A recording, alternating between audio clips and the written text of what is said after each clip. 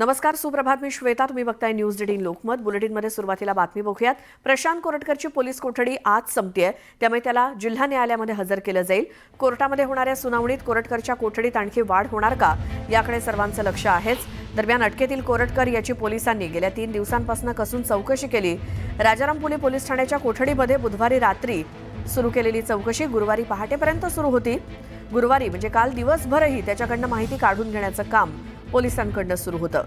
न्यायालयानं अटकपूर्व जामीन अर्ज फेटाळल्यानंतर तो पसार काळामध्ये कुठे कुठे फिरला, त्याला कोणी कोणी मदत केली, त्यानं कुठे कुठे मुक्काम केले, या काळात तो कोणाच्या संपर्कात होता, गुन्हा दाखल झाल्यानंतर त्यानं मोबाईलमधला डेटा का डिलीट केला, अशा अनेक प्रश्नांची सरबत्ती त्यांच्यावरती करण्यात आली. त्यामुळे आज कोर्टात होणाऱ्या सुनावणीत कोरटकरचा पाय आणखी खोलात जाणार का, हे बघावं लागेल. तर प्रशांत कोरटकरची पोलिसांकडनं गेल्या 3 दिवसांपासून कसून चौकशी केली जाते. या तपासातून अनेक खुलासे समोर आलेत.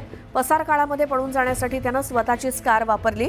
त्यानंतर स्वतःच्या कारच्या नंबरवरनं पोलिसांना तो सापडू नये यासाठी एका मित्राची कार वापरली, अशी देखील माहिती त्यानं तपासामध्ये दिली आहे. सूत्रांकडनं तसं कळलंय. दरम्यान आतापर्यंत त्यानंतर आता गुन्ह्यात वापरलेल्या दोन्ही कार्स जप्त करण्याची प्रक्रिया पोलिसांकडनं केली जाणार आहे.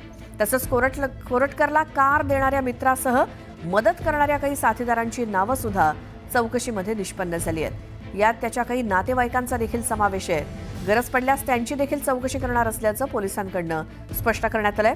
त्यासाठी काही दिवसात पोलिसांचं एक पथक नागपूरला जाण्याची शक्यता आहे. दुसरीकडे कोरटकरनं चौकशीत पोलिसांना सहकार्य केलेलं आहे, मात्र त्याच्या अडचणी वाढवणारे प्रश्न विचारताच तो मौन बाळगत असल्याची माहिती सूत्रांनी दिली.